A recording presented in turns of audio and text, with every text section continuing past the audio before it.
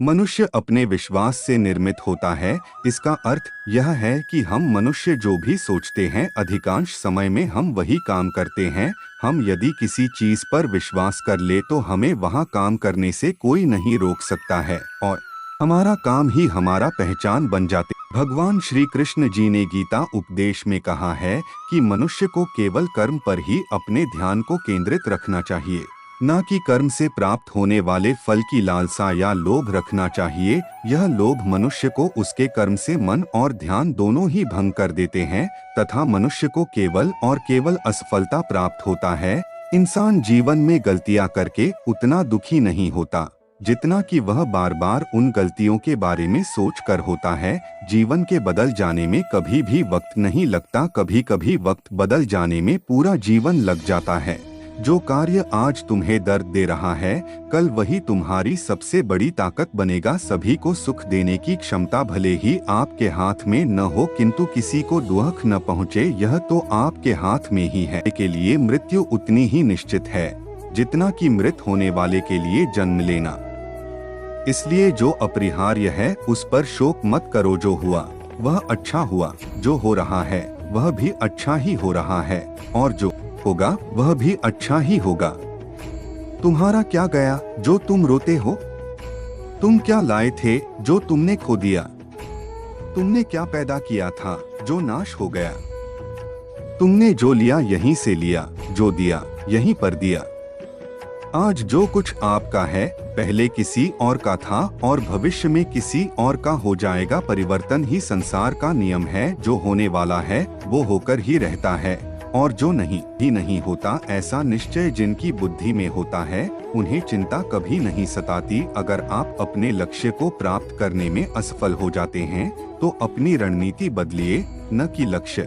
जो व्यक्ति अपने जीवन को समझदारी से जीता है उसे से मृत्यु भी डर नहीं लगता। जय की इच्छा रखने वाले शूरवीर अपने बल और पराक्रम से वैसा विजय प्राप्त नहीं करते जैसा कि सत्य, सज्जनता, धर्म तथा उत्साह से प्राप्त करते हैं। मौन सबसे अच्छा उत्तर है किसी ऐसे व्यक्ति के लिए जो आपके शब्दों को महत्व नहीं देता। मनुष्य जन्म लेता है तो उसके पास सांसें तो होती हैं पर कोई नाम नहीं होता। जब मृत्यु होती है तो उसके पास नाम तो होता है पर सांसें नहीं होती।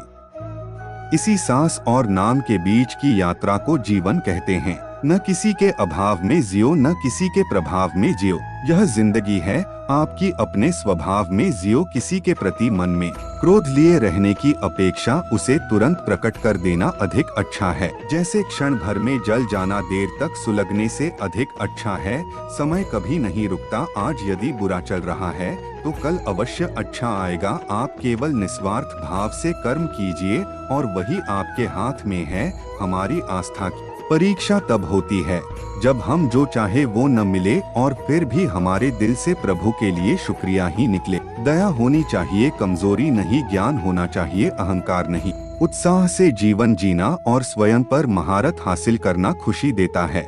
मन के माध्यम से भगवान की शक्ति सदा तुम्हारे साथ है और तुम्हें बस लगातार एक साधन की तरह प्रयोग कर सके सभी कार्य कर रही है। कोई कुछ भी बोले स्वयं को शांत रखो। धूप कितनी ही तेज हो समुद्र सुखा नहीं करते। तुम उसके लिए शोक करते हो जो शोक करने के योग्य नहीं है और फिर भी ज्ञान की बातें करते हो। बुद्धिमान व्यक्ति ना जीवित और ना ही मृत व्यक्ति के लिए शोक करते हैं। तुम अपनी पीड़ा के लिए संसार को दोष मत दो। अपने मन को समझाओ। तुम्हारे मन का परिवर्तन ही तुम्हारे दुखों का अंत है। अगर तुम अपना कल्याण करना चाहते हो तो सभी तरह के उपदेशों, सभी धर्मों को छोड़कर मेरी शरण में आ जाओ।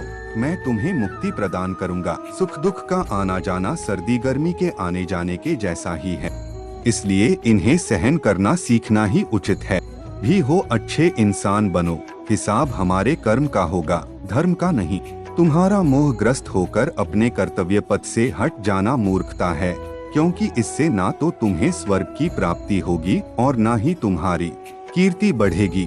बुरा वक्त आपको जिंदगी के उन सच से सामना करवाता है जिनका आपने अपने अच्छे वक्त में कभी ख्याल भी नहीं किया होता है। जीवन को भगवान से जोड़ दो, सब भगवान पर छोड़ दो। शांत रहना सही है पर जब गलत हो तब नहीं। जीवन ना कल में है ना आज में है, जीवन इस पल में है। इस